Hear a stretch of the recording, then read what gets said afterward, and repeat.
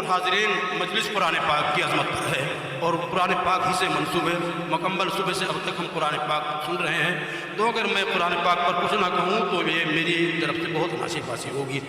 قرآن پاک ضرور کے عظمت پر میری نظم کے چند شعر ادا فرما لیجیے کہ اے مومنو کرتے رہو قرآن کی باتیں، قرآن کی باتیں ہیں مسلمان کی باتیں، اے مومنو کرتے رہو قرآن کی باتیں، قرآن ہی ہادی ہے، ہدایت بھی ہدا بھی، قرآن میں موجود دعا بھی ہے، شفا بھی، قرآن مداوائے مرض بھی ہے، دوا بھی، قرآن میں موجود ہے مومن کی رضا بھی، قرآن ہی کامل ہے صداقت کا امی بھی، قرآن سے وابستہ ہے ایمان و یقین بھی، ہے جا بجا قرآن میں احسان کی باتیں، اے مومنو کرتے رہو قرآن کی باتیں، قرآن سے معمور ہے جس شخص کا سینہ، بس اس کے ہی دامن میں ہے رحمت کا خزینہ، حالات کی لہروں میں نہ ڈوبے گا سفینہ، ہے پاس اگر آیت قرآن کا زینہ، قرآن نہیں پاس تو کیا جینے میں جینا، قرآن میں موجود ہے جینے کا قرینہ، قرآن میں ہے دعوت ایمان کی باتیں، اے مومنو کرتے رہو قرآن کی باتیں، جس شخص نے قرآن کو سینے میں بسایا، فردوس معلی میں مکان اپنا بنایا، 10 اہل جہنم کی سفارش وہ کرے گا، فردوس میں لے کر کے انہیں ساتھ چلے گا، قرآن پڑھا جس نے وہ مقبول بنے گا، ایمان کی آنکھوں میں وہ مقبول بنے گا، قرآن میں ہے دوست و رحمان کی باتیں، اے مومنو کرتے رہو قرآن کی باتیں۔ اور یہ بند خاص طور سے توجہ کا طلب کہ جس وقت عمر لے کے چلے ہاتھ میں شمشیر، پاؤں میں عمر کی بڑی کفر کی زنجیر، قرآن کے لفظوں میں ایمان کی تاثیر، طٰہٰ کی جو آیات پڑھی ہو گئی تطہیر، خطاب کے بیٹے ہوئے یوں صاحب توقیر، اور ہو گئے سرکار دو عالم کے بغل گیر، کیا خوب ہے قرآن کے فیضان کی باتیں، اے مومنو کرتے رہو قرآن کی باتیں،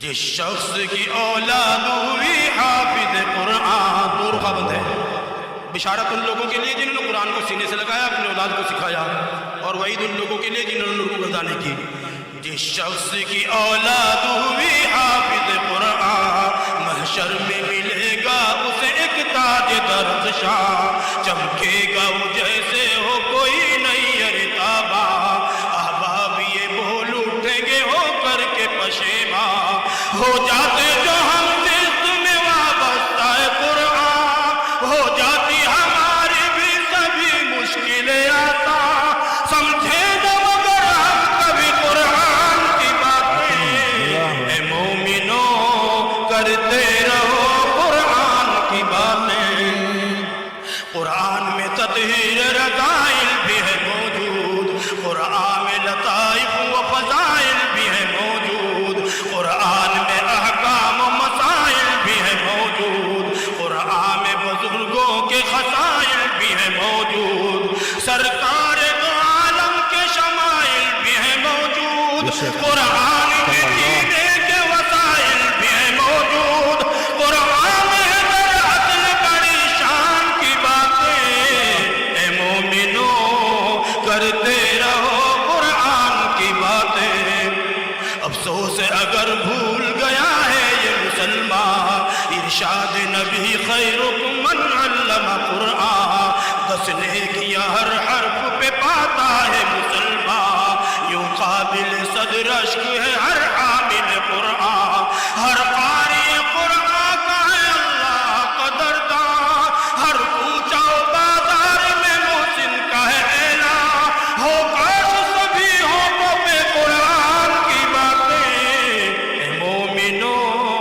کرتے رہو قرآن کی باتیں، اے مومنوں کرتے رہو قرآن کی باتیں۔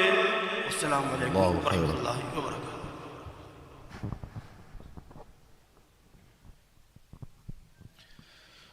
جزاکم اللہ تعالی احسن الجزا۔ مکرمی سامعین،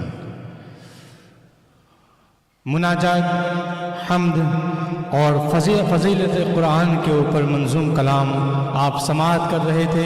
سرزمین ہندوستان کے سب سے مقبول شاعر مداح رسول حضرت مولانا قاری احسان محسن صاحب ہمیں سعادت عطا فرما رہے تھے۔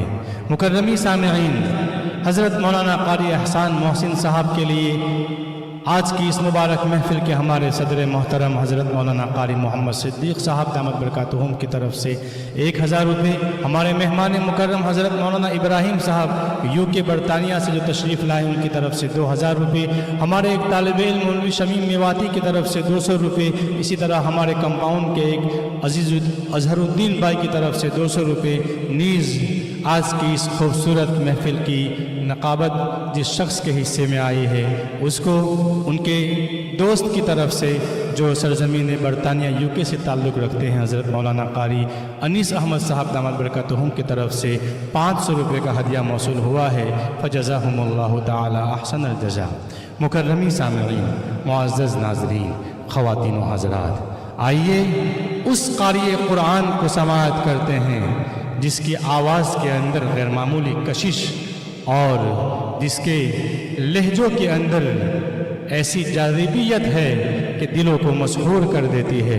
مکرمی سامعین، معزز ناظرین، اپنی سماعتوں کو پاکیزگی بخشنے کے لیے میں استاد گرامی قدر حضرت مولانا قاری عبدالعزیز صاحب دیولوی فلاحی دامت برکاتہم کو اس شعر کے ساتھ دعوت قرآت پیش کرتا ہوں کہ برگ تازہ پر لکھا شبنم نے حرف تہنیت، برگ تازہ پر لکھا شبنم نے حرف تہنیت، منتہائے رمزیت بو فشاں روح کی گہرائیاں، بج اٹھی شہنائیاں کر رہی ہے مجھ سے میری بے خودی سرگوشیاں، جانے محفل آ گیا ہے جشن بہارا کے لیے۔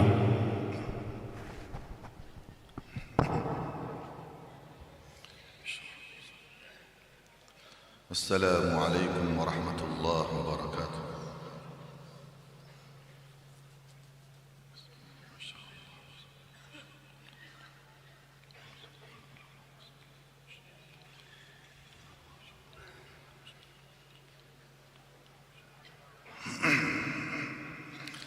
اعوذ باللہ من الشیطان الرجیم۔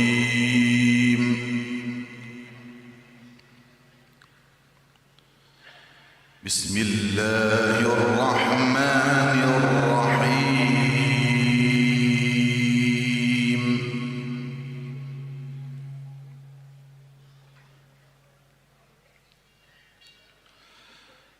هو الذي جعل الشمس ضياء والقمر نورا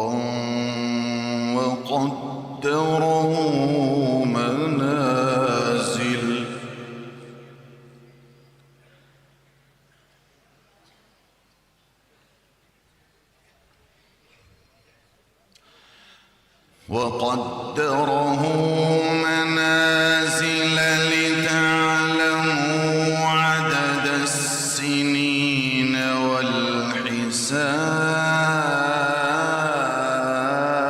والحساب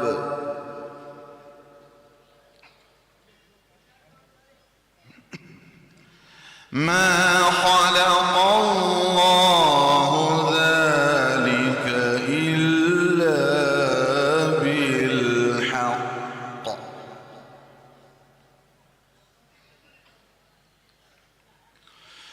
يفصل الآيات لقوم يعلمون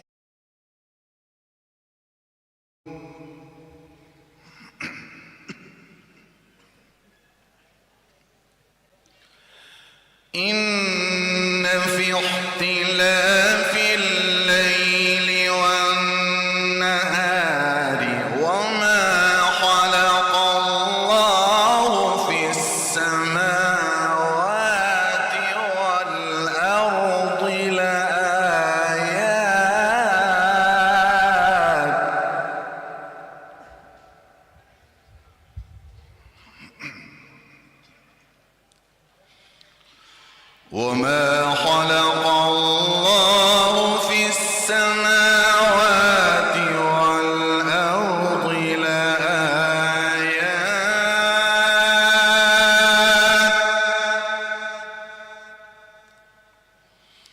لآيات لقوم يتقون.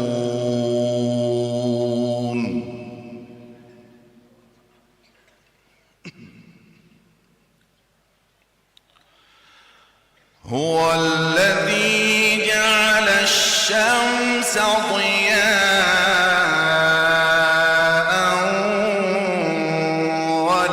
والقمر نورا.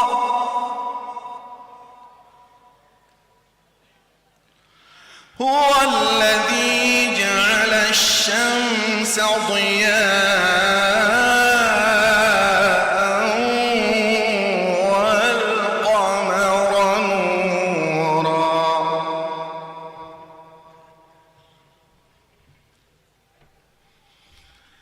وقدره منازل لتعلموا عدد السنين والحساب.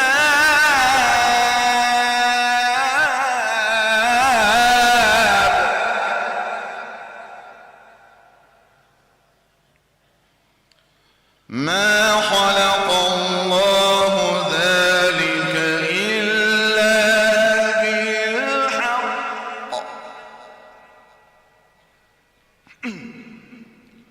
يفصل الآيات لقوم يعلمون.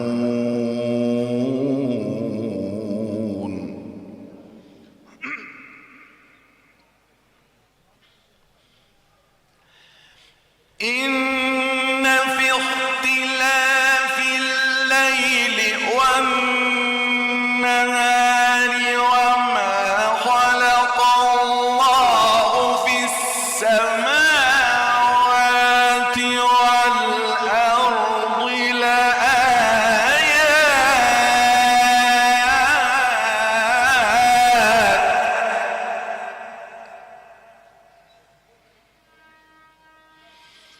وما خلق الله في السماوات والأرض لآيات لقوم يتقون.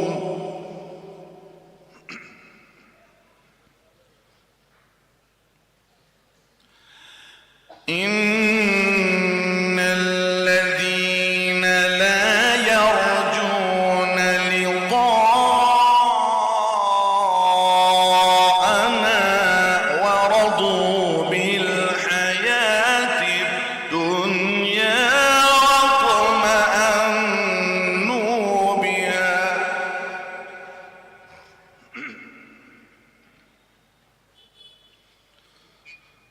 والذين هم عن آياتنا غافلون.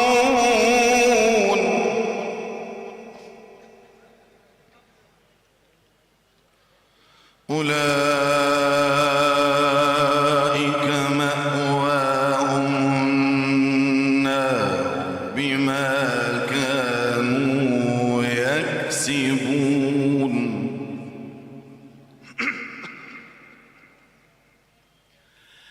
إن الذين آمنوا وعملوا الصالحات يهديهم ربهم بإيمانهم.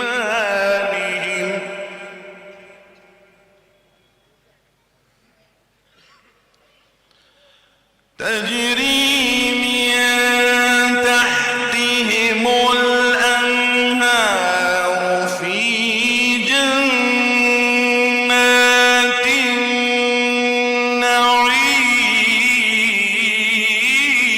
النعيم.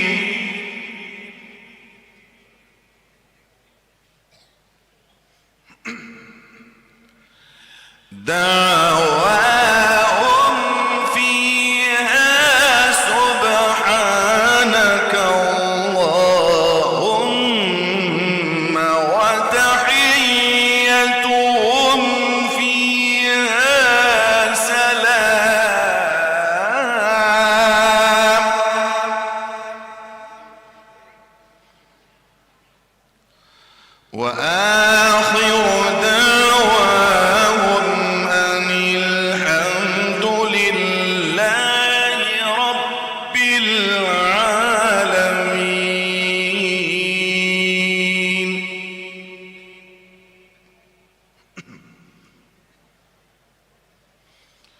بسم الله الرحمن الرحيم.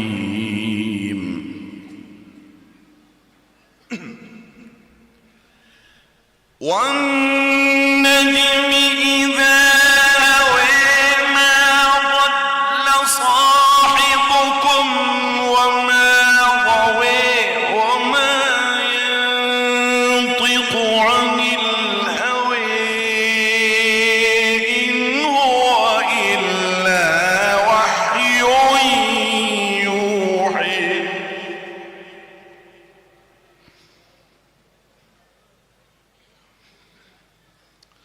علمه شديد القوى ذو مرة فاستوى وهو بالأفق الأعلى.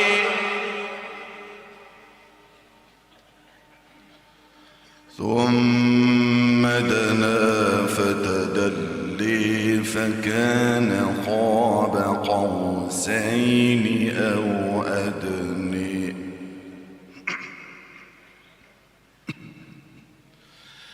والنجم إذا هوى ما ضل صاحبكم وما غوى وما ينطق عن الهوى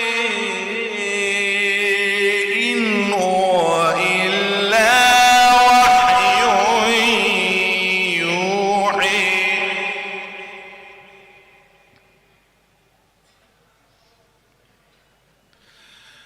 علمه شديد القوى ذو مرة فاستوى وهو بالأفق الأعلى.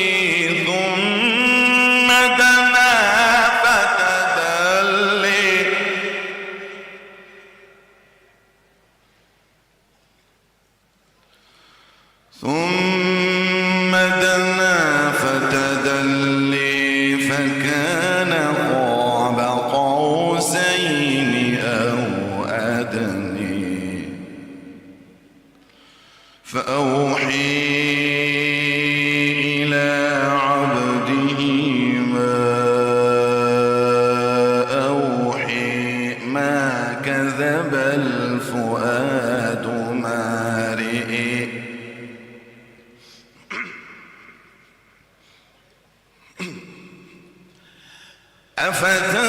أفتمرونه على ما يري ولقد رئيه نزلة أخرى عند سدرة المنتهى.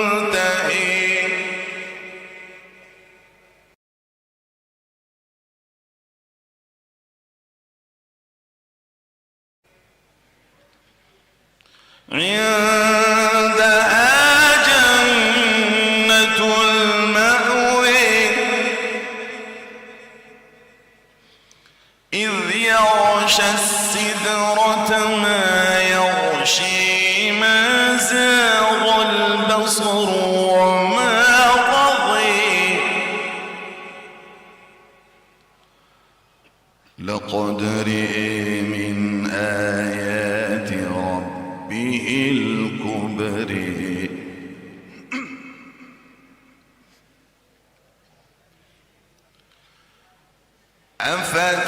أفتمرونه على ما يري ولقد رئيه نزلة أخرى عند سدرة المنتهى.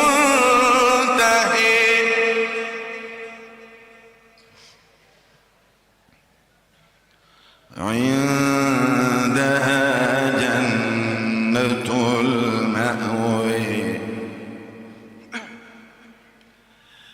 ولقد رئيه نزلة أخرى عند سدرة المنتهى. عندها جنة المأوى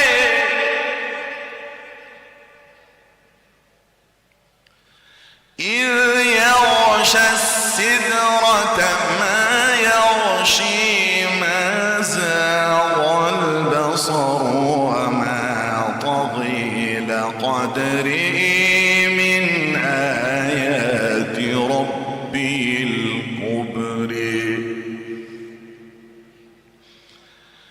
الله أكبر. بسم الله الرحمن الرحيم. إنا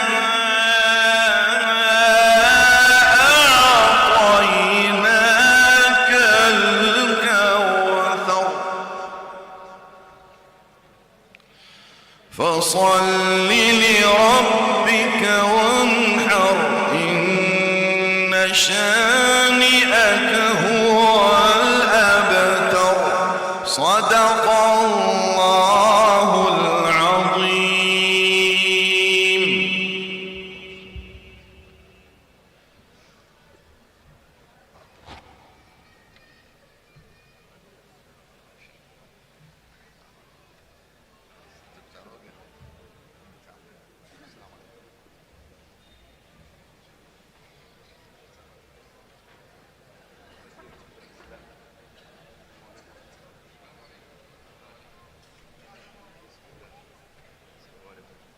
السلام عليكم.